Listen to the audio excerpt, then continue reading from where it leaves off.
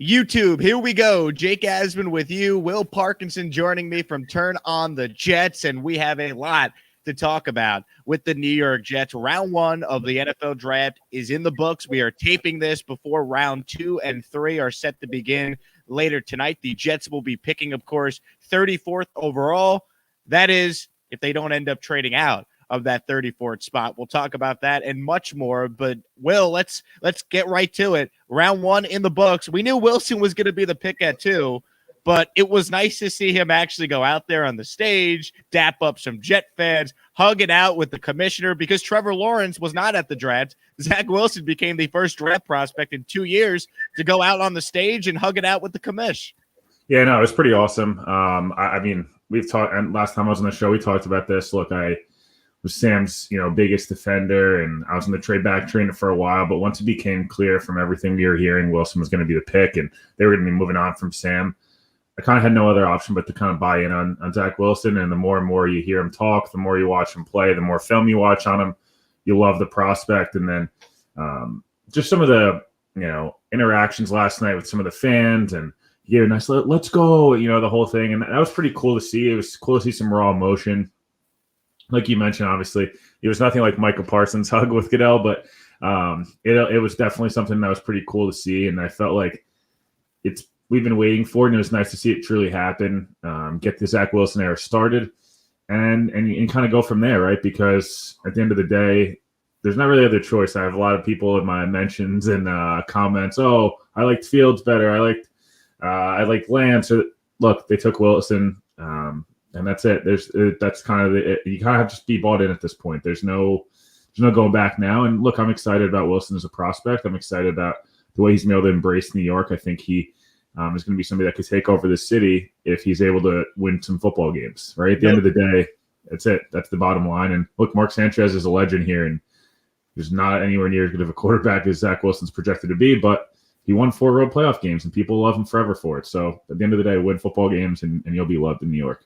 Absolutely. And the thing with Wilson that you have to love is just what people around the league say about him, the people that know him say about him, that he's got the leadership skills, he's got the personality. I love the fact that he's a film junkie. I love the fact that, this kid was a kid that was driving 10 plus hours during COVID to go and train out in California with John Beck, former NFL quarterback. There's just a lot of little things you read about Zach Wilson. The fact that, he was a DoorDash driver on the side to earn some extra money to pay for these coaching lessons, despite the fact his uncle founded JetBlue, and he certainly, doesn't need the money. It was a subtle flex on Twitter this morning. I'm not sure if the viewers got to see it. JetBlue tweeted out a thing about Zach Wilson, how they're, going to fly with the Jets and the whole thing. I was like, it'd be pretty cool if my uncle founded JetBlue. Not too shabby, right? So you feel good about him as a personality. It's amazing how many sponsors he already has, I will say, between Verizon and Chipotle and all these other companies. Zach Wilson, if he plays well, certainly going to have the benefit of playing in the New York City market. That is for sure. But Wilson being the pick at 2, no surprise there. Obviously great to make that official. And then afterwards, seeing the phone call that the Jets made to Wilson, Robert Saleh telling him that the organization is going to lift him up, not the other way around. I think if you're a Jet fan, that was refreshing to actually hear. I also think, just the whole idea that, Douglas got to pick his guy. This was what he wanted. He fell in love with this player, and you want your GM to pick the head coach? Check. Now you want your GM to pick the quarterback he wants? Check. The Jets have, surprisingly, I know your colleague Joe Caporoso tweeted this last night, they have been staggeringly competent over the last 4 to 5 months. It seems like the foundation's being set, and the Jets are, I don't want to call them a model of stability because it's still the Jets, but they have done everything the right way the last 4 to 5 months.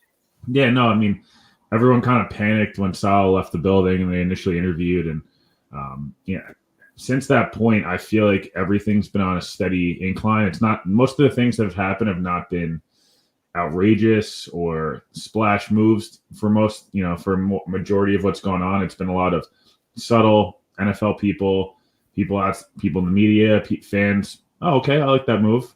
Oh, okay, I see that. I see the reasoning there. That's solid. It's been a lot of like, oh, I'm on board with this stuff. And, even the compensation, we always talk about the compensation for Jamal, the compensation he got for Sam, the I don't think, quite frankly, he overpaid last night, and we'll get to this in a little bit. But again, if you have a guy you want, they wanted Zach Wilson. Joe Douglas wanted to pick his quarterback, like you mentioned. He picked his coach. The reporting structures changed.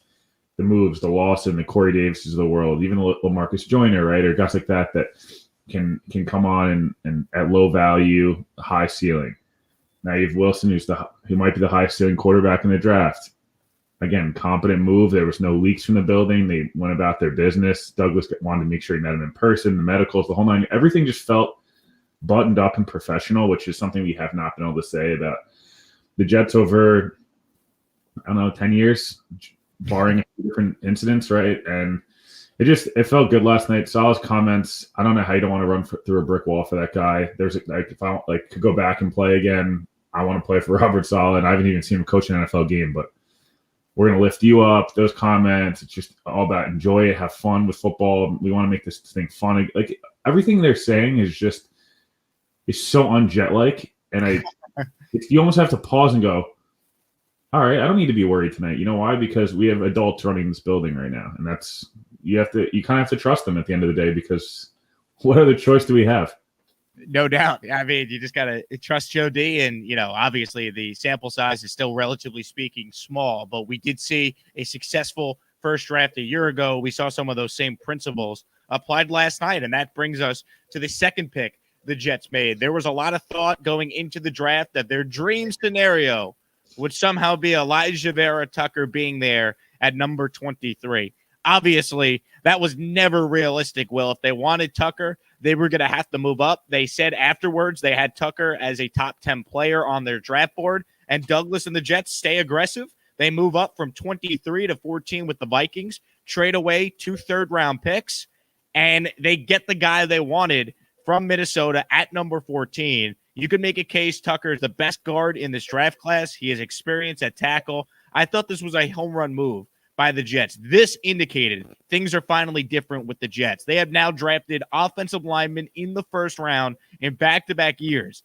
Over the last 20 years, the Jets have drafted 2 total offensive linemen. Now in the last 2 years, they've drafted 2 in back-to-back drafts. That was, to me, the move of the night. You could argue for any NFL team because of how badly the Jets need to address the line, build that wall for Zach Wilson. I thought that was a brilliant move by Joe Douglas. I love Vera Tucker as a prospect. He's going to play right away. And now, Will, the left side of your offensive line with Mekhi Becton and Elijah Vera Tucker could be set up for the next decade.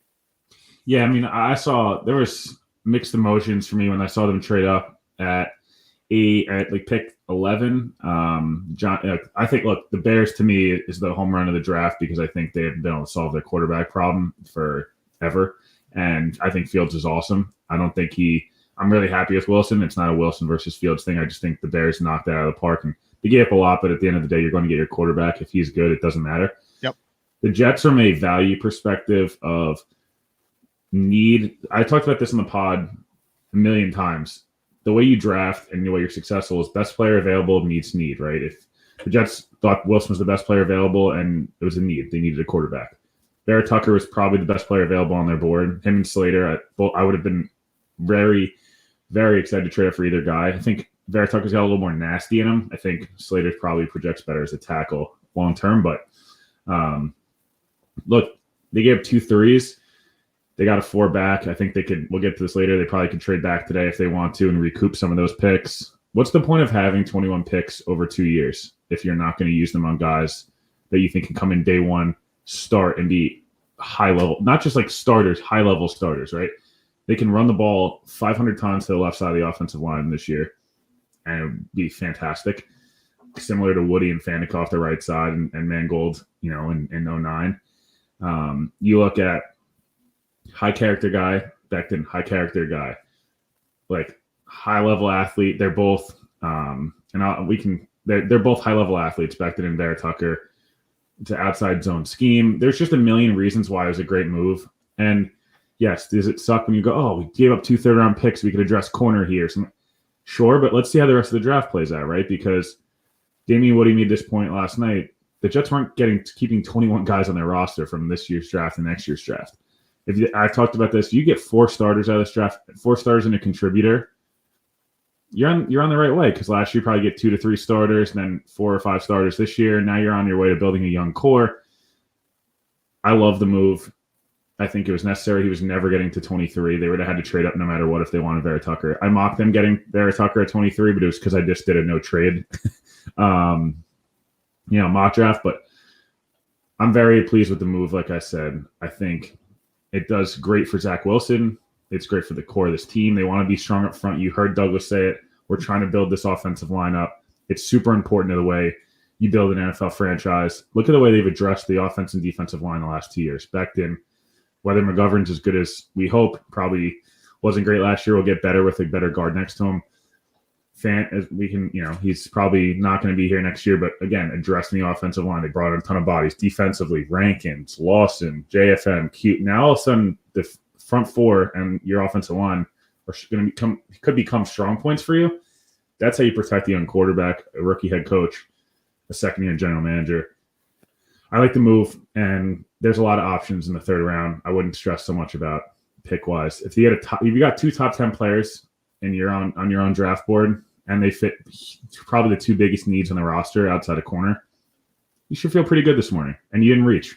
Absolutely. And this is why the Jets have all those picks. You're not going to take 21 players. You build up draft capital to be aggressive and get guys that are proven commodities, guys that you believe could come into play right away. And when you have a rookie quarterback, being aggressive early is better than just taking players in the mid rounds and hoping they pan out. Vera Tucker is playing right away on your offensive line. He's immediately helping your rookie quarterback. Every move the Jets make from this point forward needs to be made with the idea of helping Zach Wilson. The opposite of what they did the last 3 years for Sam Darnold, that now needs to be, applied for Zach Wilson. The exact opposite. Every move should be about building a wall for this kid, getting him weapons, helping him in any way possible. I don't care about the third round picks. Yeah, in a perfect world, you hit on every pick. That's not the case. So if you could trade a couple of those assets and get a guy you think is a top 10 talent at pick 14, you do it. And I think Vera Tucker is a home run pick. He might end up being one of the best players in this draft class. That's how strongly I feel about him. So I love it. Think about it this way, right? The third round picks. If you phrase it to somebody and said you could trade Jamal Adams and 3 for Vera Tucker and a future 1, do you do it knowing you're not going to pay Jamal? Yeah, you probably want that guy who could be an all-pro level guard and an extra first-round pick next year to give you even more flexibility, right? Because the 2022 picks are even more valuable than they ever have been because it's a full college season next year with in-person scouting. I know I just don't. There's no guarantee that pick 86 the Jets are going to nail a home run. But if they love a guy who they think is a top 10 player at a position of massive need for literally a decade, they've not been able to solve guard. If they can, and Vera Tucker can play tackle if they need him to. If they want long term on him to play right tackle, he can play there. He played there at USC, played left tackle as well. So I just do not stress about they lost 32 points in the draft chart. They didn't lose 332. They lost 32. The Bears gave up significantly more to move up even less spots than the Jets did. So right. And Will, think about this. If Vera Tucker's a Pro Bowler, who cares what they gave up to get him, right? I mean, if you hit on the pick, nobody cares on what you gave up at the end of the day. And the last time the Jets were aggressive and traded up for a player in the first round, it was Darrelle Revis. So I think that one worked out. What pick did Revis? Revis was 14 also. They traded up. They moved up, went to 14. Marty Lyons, 14th overall pick as well. So, hey, it worked out. It worked out before. It certainly has. All right, so with that being said, the Jets are in a great spot, I believe, tonight. Because if they want to recoup some of the picks that they gave up to get AVT, they certainly can. My dream scenario, Will, and I'm open to a lot of options. I put this out on Twitter at Jake Asman before we started going live here on YouTube. And I've heard from a bunch of Jet fans that have weighed in. I think there's a lot of people that want the Jets to just take, Tevin Jenkins, the stud tackle at Oklahoma State that is still there on the board at 34. They could take, Jeremiah Owusu or Okora, JOK.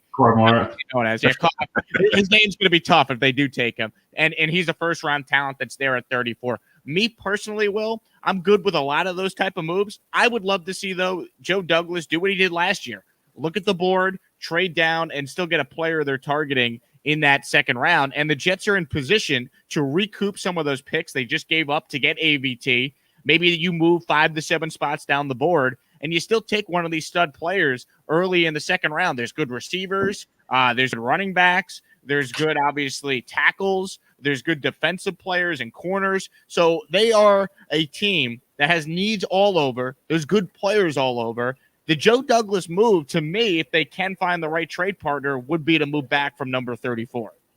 So I was right after they traded up and the board, like right at 14, go to pick 15. Pats are picking, I'm like 100% they're trading back. There's legitimately no chance they don't. The only thing I will say now is that the board broke so kindly to them. This is part of why I think last night was such a win. Not only did the Jets get their guy at quarterback, right? They wanted the whole time. They got AVT, a guy they wanted the whole time. You saw, I've never seen Douglas react at all to anything. And he was fired up, right? It's probably because Gase is out of the room and not ruining everyone's life. But if you look at it, the board, all of a sudden people started reaching for guys. Peyton Turner's a nice player. I didn't think he would go round one. Jason Owe, nice player, didn't think he would go round one. Greg Rousseau, nice player, didn't think he would go round one. So it kind of goes on and on, right? There's just like, there was a group of like 5 to 6 guys I was a little worried about. The board broke so kindly to them that 34 is more valuable as it's ever going to be. It's always a valuable pick because teams realize first round guys dropped and they want to move up. You look at a team like Cincinnati. I'll take your third round pick to move back 3 spots so you can get Tevin Jenkins, since you totally ignored Joe Burrow's health last night and took a receiver over a lineman. Or Atlanta could use JOK in a bad way. The Jets also could use him in a bad way, right? So I just think they're in such a good spot where Douglas could trade back to 5 to 6, 7 spots, even in the middle of the second round, if he really likes it, because they could use pieces at corner. They could use a home run hitter in Elijah Moore or Rondell Moore, even a Terrence Marshall at receiver. They could use a running back. They could use another guard. They could use a tackle. They could use a tight end, right? They have a lot of pieces, and they still do have they have multiple 4th round picks. Douglas mentioned last night to the media he'd be open to trading up into the 3rd round. So that's an interesting one that maybe he does stay put and trade and mortgage those 2 4s for a guy in the 3rd round, and then he gets 4 starters and hopes he hits on one other guy. There's a lot of options. I think Azeez Ojulari is a guy who, I mean, biasly I mocked them to get him, so I'm kind of hoping that that's what they end up with. But if you put together an edge presence of Carl Lawson and Azeez Ojulari, all of a sudden Q and Rankins, that is disgusting. That looks like, that's hopefully San Francisco's D-line in 2 years, right? So a lot of options. You mentioned it, perfectly.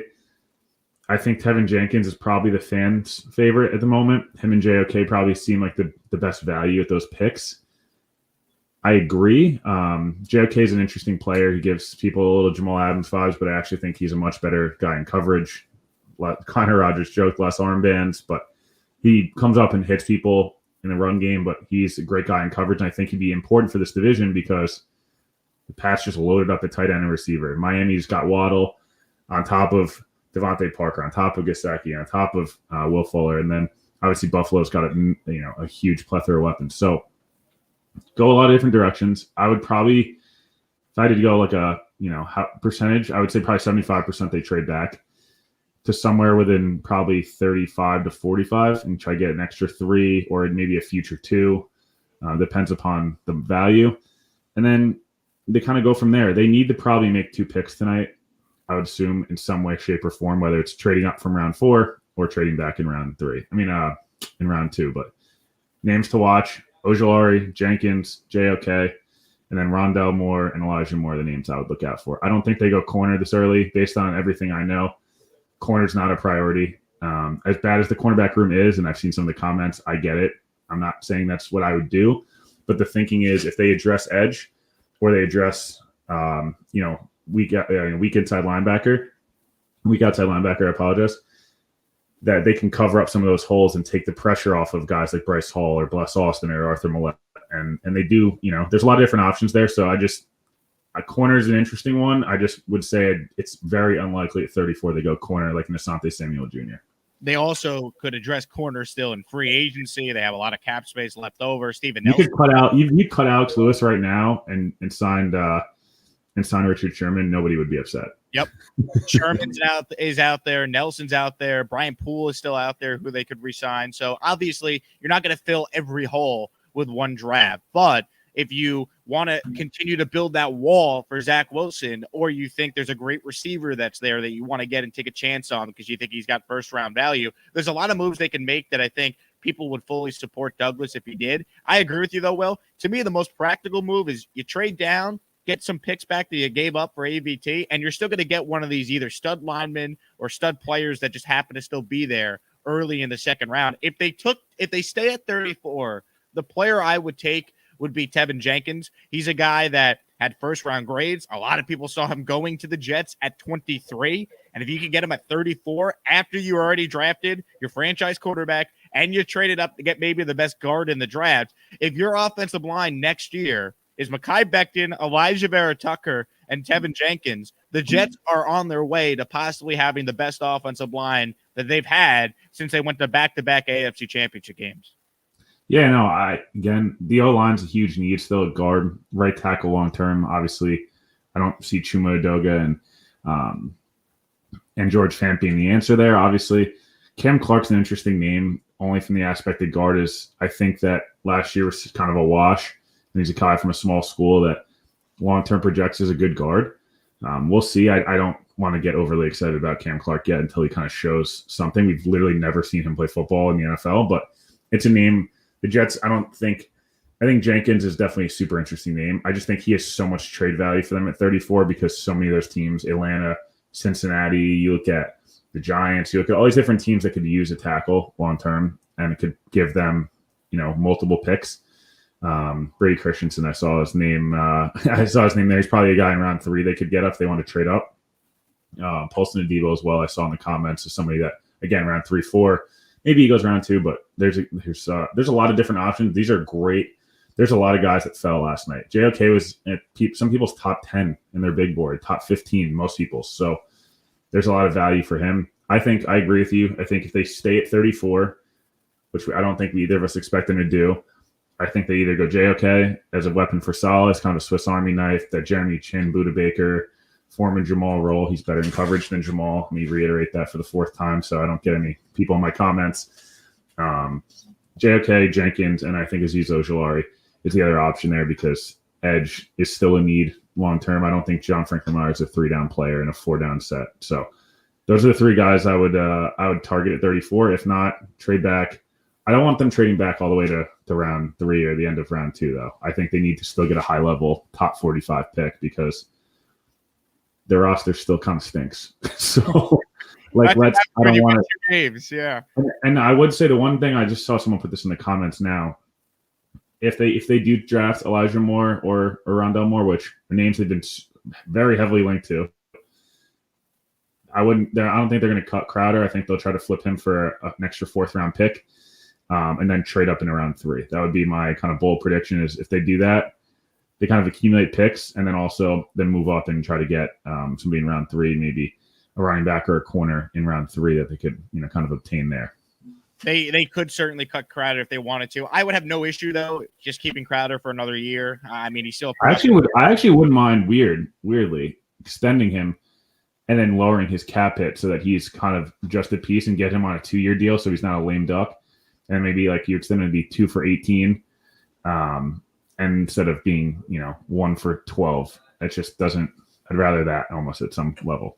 Definitely. So let's take some comments and some questions here. Thanks to everyone who's watching this live. We have over 114 people that are in right now.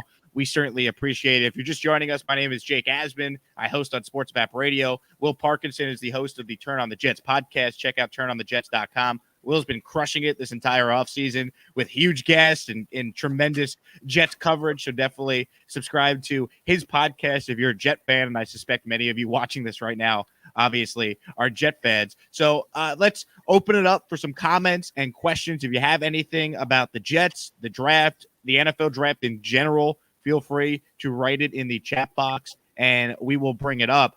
One thing we should address, and we mentioned Jenkins. Well, it seems like a lot of people want Jenkins. It seems like as we've done this video to get a feel for the fan base, if the Jets take Jenkins at 34, I think, Jet fans might yeah, I mean, Jet fans might show up at Florham Park and start, building that statue for Joe Douglas. Yeah, no, Jenkins, it's funny. I was just reading a report that it looks like Ojulari might be the pick at 34. So That's something to keep your eye on. I would be happy because I would go 3 for 3. But no, he'd be a great addition to edge. Look, Jenkins is the guy people wanted at 23. I get it. I would be obviously. I'm not going to say no to more offensive linemen. The offensive line has been so bad the last decade, whatever, half decade at least. My only issue with Jenkins is more so. Eventually, this is a stupid worry, but it's the same thing with having LaFleur. If he's as good, is you're going to have to pay 3 offensive linemen in the course of 12 months, 3 years down the line. I don't know, and a quarterback in the same offseason. I don't know how realistic that is. So I'm interested to see if the Jets. I know it sounds like a problem for 4 years down the line, but GMs do think about this. Jenkins would probably be the pick at 34, him or Ojulari or JOK, like I mentioned. I think they either trade back or go one of those 3 guys. So yes, Jenkins could be a stud. He'll probably play right guard this year, and then they'll cut Fant next year for no money and kick him out to right tackle, and then have to fill in a guard in free agency. But it's an interesting possibility. Again, very interesting possibility.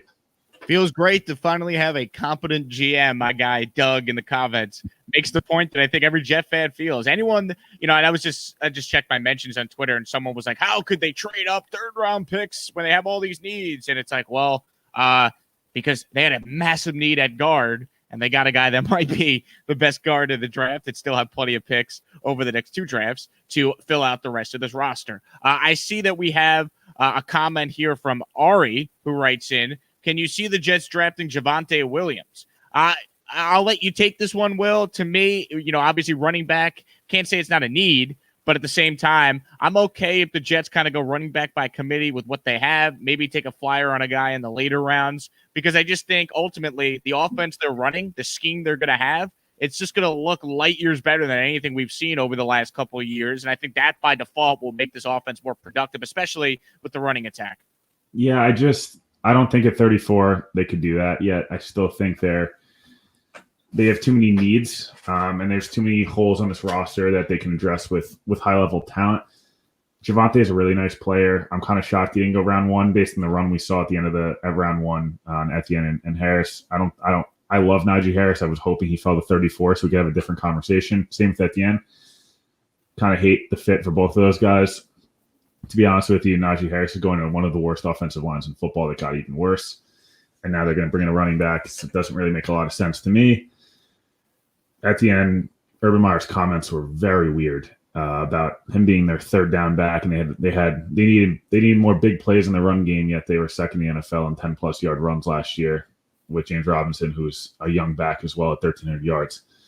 The Jets need to add a running back in this draft. Like, they're not going into next year with Tevin Coleman, P. Ryan, Ty Johnson as their running back room in a scheme where they need to have competent runners and pass catchers. Do I think they need to take a running back at 34? Probably not. I think maybe you trade back, and if you trade up into round 3, Jevian Hawk. There's a lot of guys in this draft. Mm-hmm. Chuba Hubbard potentially, although I don't know if he's a great scheme fit. But running back is fine. I just think that at this point you're not really benefiting yourself. There's just so many options at tackle, edge, corner, receiver, even tight end for that matter. Before I'd go running back, to be honest with you.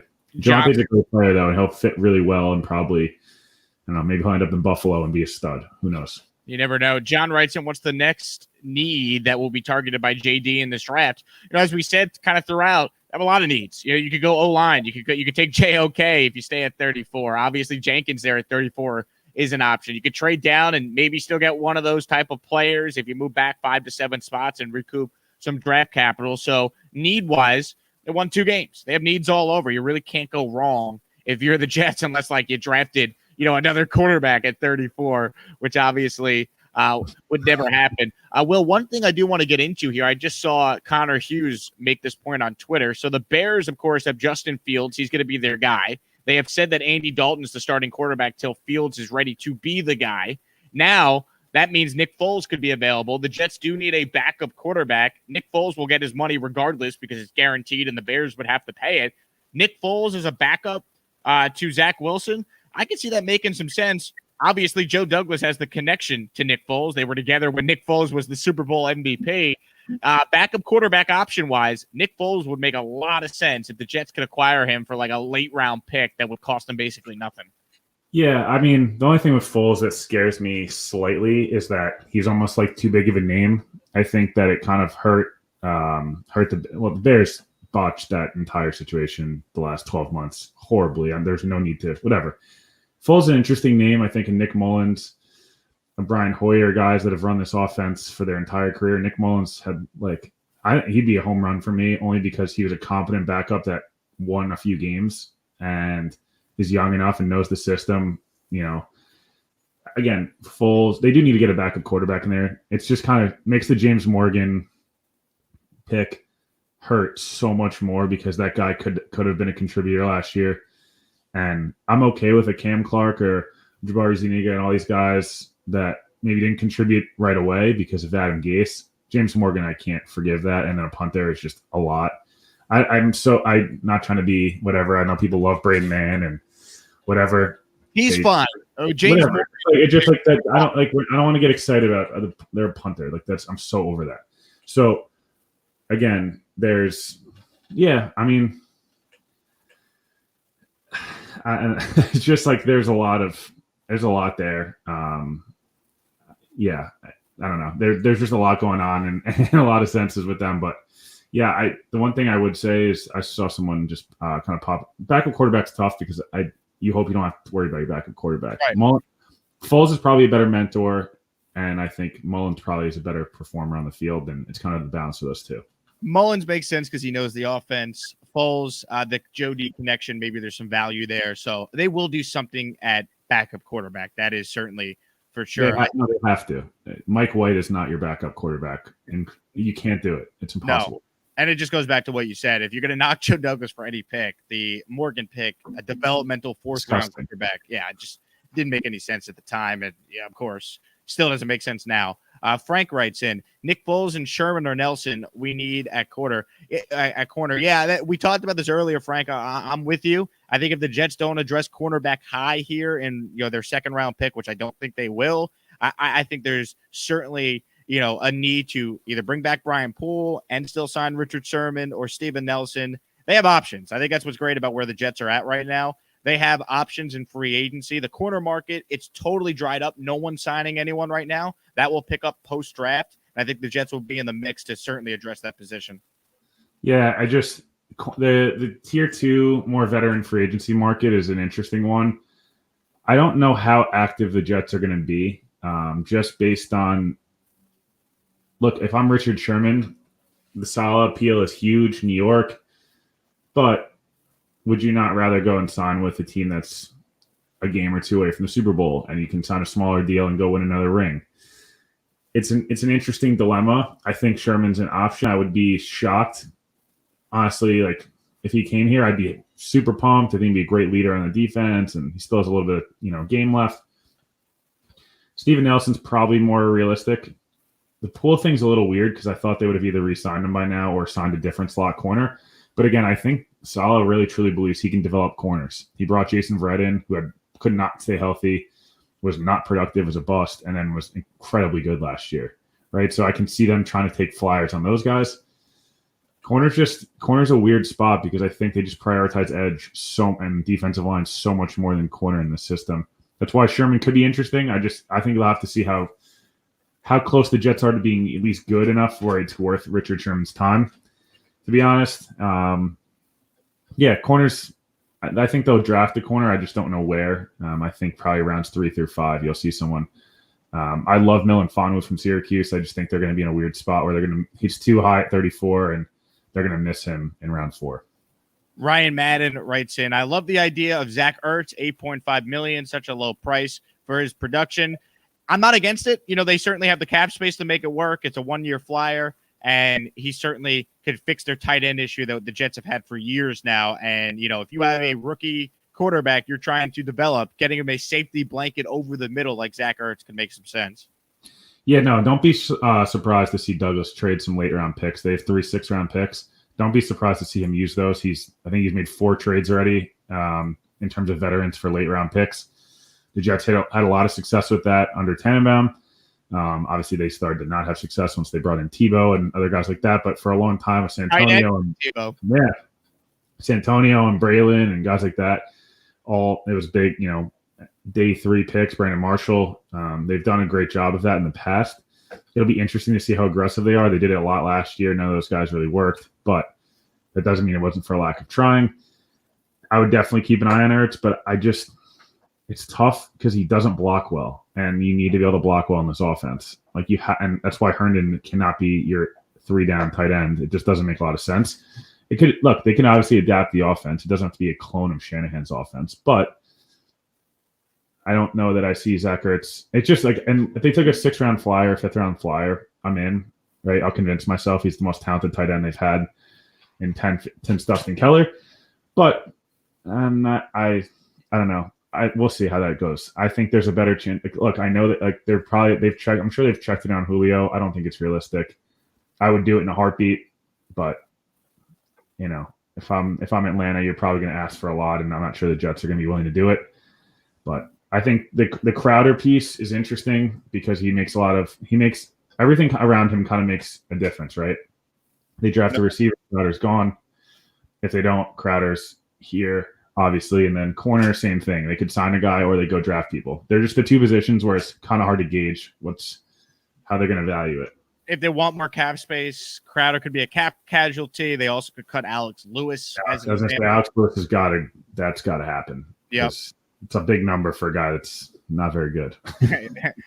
Well said. Madman writes in, did the Jets go playmaker on offense next? Rondell, Javonte? They could.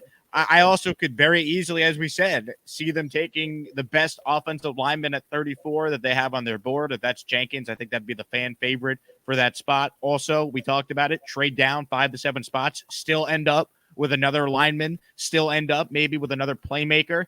Anything the Jets do, it's going to be probably either best player available for a need or just it's going to be the perfect blending of the two because they have needs all over the place. So they got options.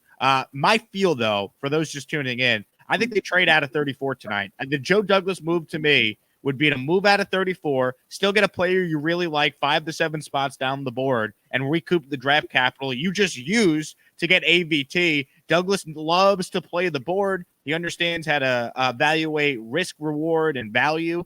That would be the value move for the Jets. Yeah, no, I think you hit the nail on the head. 34 feels like, and I'm repeating myself here, but it feels like Ojulari, Jenkins, JOK, or a trade back. And in a trade back, I think that now opens up corner and receiver and running back because depending upon where they pick, the board could shake out that way. There'll be a run on receivers early today. There'll be a run on corners. There'll be a run on the rest of the offensive linemen that are there. There'll also be a run on quarterbacks.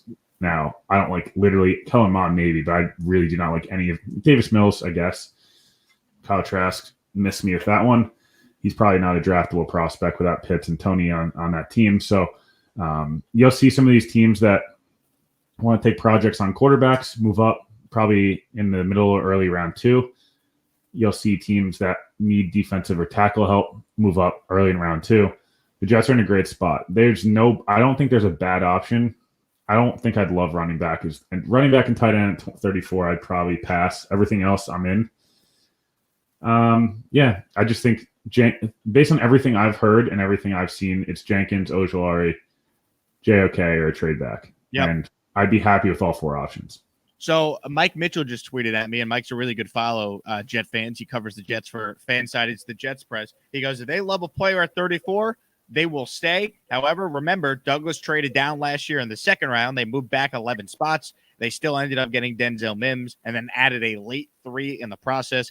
Can't rule it out happening again. I totally agree. I think that they're in a spot where they could take a great player at 34, or they could see the board, understand value, which Douglas clearly does, and then take a really good player. So I see John wrote in, what's fair compensation at 34 if the Jets trade down? I think they could probably get another 3rd-round pick. So they would basically be recouping one of the 3rds they got back, or they gave up, I should say, to the Vikings in the AVT trade. Maybe it's a 3rd-round pick and a later round pick as well, maybe a 5th or a 6th, depending on how far the team coming up is going and how far the Jets would be willing to move back. But I think if you're trading down from at 34, as you said earlier, Will, might be as valuable as it's ever been with the amount of really good players still available because you had 5 QBs going round 1. So, maybe they could even get a future 2. That seems kind of bold, but you don't rule it out given the fact there's really good players available and the Jets are sitting there at pick 34. It'll be interesting to see how aggressive Douglas loves this class because the 2022 picks, I mentioned this before, have never been more valuable because this year there was literally no you couldn't be in person to watch people. So not everyone has good of a feel. Like next year it'll be back to normal where the future picks aren't quite as valuable as they were this year. I'm interested to see the other wild card option is Douglas stays at 34 and then uses the Sam pick and one of the extra 4s and moves up and gets one other guy and then kind of calls it a day with the 4 picks and tries to hit late round. I don't think that'll happen. I'm just saying it's an option. If you love 2 guys, take advantage. 34 to me is just as valuable, if not more than 30, 31, 32, because you've had a full day to go back, scout, reassess your board, and then you can kind of patiently look at the board. So the Jets can say fair compensation, I would say either multiple 3s or a future 2. I think ideally for the Jets, I don't think they want to push out a bunch of picks till 2022. Yeah, you want the picks now. Yeah, that's what they did with the Sam trade. It's what they did with Jamal last year. I understand the flexibility, but I don't think adding to have 3 2s and 2 1s next year, I just, like at that point, you already have your quarterback, you hope, so it doesn't really help you quite as much. Yes, it does help you. I don't want to say that because obviously flexibility is flexibility, right? But I'd say probably multiple 3s. Maybe they get a 3 and a 6 this year, or a 3 and a 5, and then they just move back 10 spots in the second round. And I know I said this before, I really hope, as long as I don't mind trading down because I think the Jets need players. I think all those things are true. You can hit the nail on the head as effectively as possible. I just would like to stay in the top 15 around 2.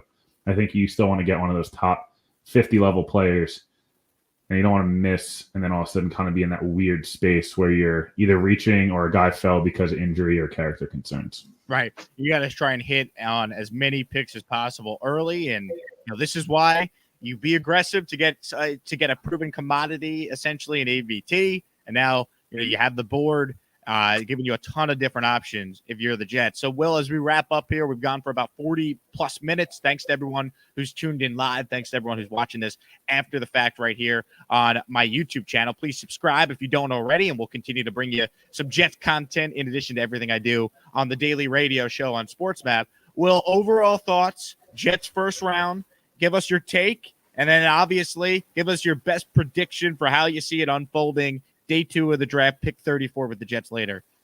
So I say I would give last night an A, not an A plus, just an A. I think obviously you hate to lose 2 third-rounders, but an A overall. They got 2 top 10 players on their board, a potential franchise quarterback and a potential Pro Bowl, all-pro level guard. 2 top 10 guys. They were patient. They got their guys they wanted, and they didn't overshoot. I would say bold prediction. My 2 predictions for today is they'll draft Azeez Ojulari at some point in the top of round 2, and I think they trade back maybe 3 to 4 spots and grab him. Maybe with a flip with Cincinnati, and they pick up a 3, and then I think they go at some level. They'll add a running back. I think they'll add a receiver. I think they'll add a corner, and I think they'll add another linebacker. So I don't know if they use all 7 picks or whatever they have left. I think they go Ojulari, and they'll add two skill guys on offense. I think they'll add a corner, and I think they'll add a linebacker at a minimum, and they're not going to sacrifice too much going forward. So I would say trade back, but they get Ojulari at some point in round 2. I think they go either Jenkins at 34 or trade back. If they go Jenkins, I'll be ecstatic. Build that wall for Zach Wilson. Give him a chance to succeed. Every move the Jets make should be made with the idea of giving this kid a chance to be as great as he can. He's got the talent.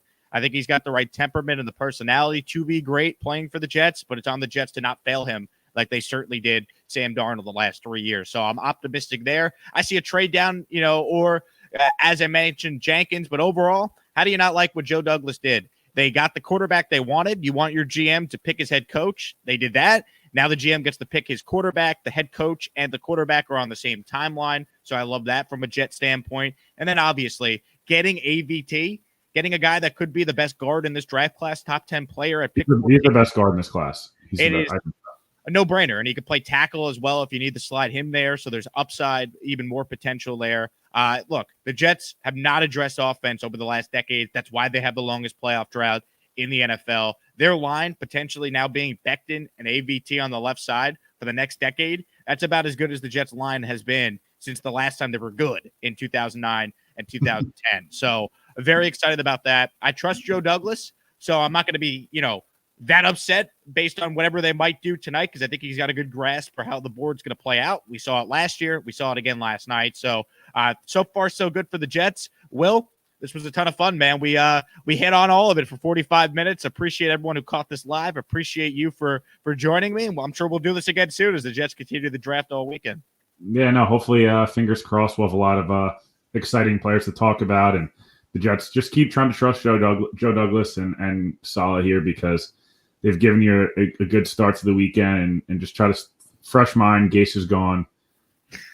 Chris Johnson's not a factor anymore, and just positive vibes. We're not gonna crush ourselves, but yeah, make sure you guys, if you're not subscribed to the TOJ podcast, some huge guests that have come on. Pretty much everyone you can think of in the NFL community has been on the podcast the last 4 months. Got some former and current Jets coming on very soon. Some very big people. Got some more people from the draft community to come recap. We got you covered. So and then if you're not following, just continue to check on some of this Jet stuff, and we'll get you covered. Absolutely. Absolutely. Guys, thanks to everyone who tuned in live. Let's see what the Jets do tonight. We'll be back later this weekend to recap it all. So everyone have a great Friday, and let's see what Joe Douglas has in store tonight, everyone. Have a good day.